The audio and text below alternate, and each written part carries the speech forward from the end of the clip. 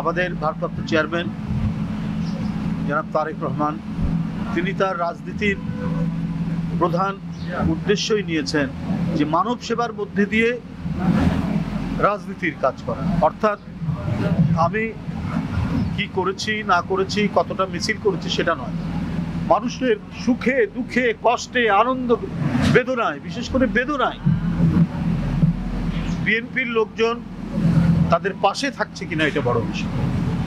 তাই তিনি শক্ত হাতে যেমন দলের ভিতরে যারা অন্যায় করছেন, অপকর্মে লিপ্ত আছেন তাদের বিরুদ্ধে শাস্তি নিচ্ছেন, এবং সারা দেশে আমরা বিএনপি পরিবারকে দিয়ে তিনি বিভিন্ন জায়গায় দ্রুত পাঠিয়ে দিচ্ছেন যে অসহায় অসুস্থ মানুষ, নিপীড়িত মানুষ, নির্যাতিত মানুষ তাদের পাশে দাঁড়ানো।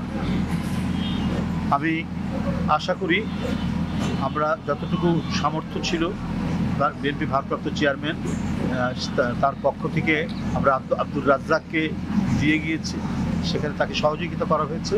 প্রয়োজনে পরবর্তীতে তার চিকিৎসার জন্য এখানে যাকে যে হাসপাতালে এবং যে ডাক্তার, ভালো ডাক্তারের মাধ্যমে যাতে তার এই চিকিৎসা করা যায় সেই উদ্যোগটাও, সেই দায়িত্বটাও পালন করবে বাংলাদেশ জাতীয়তাবাদী দল বিএনপি। দেশে দেশে সবার সাথে দ্য নিউজ।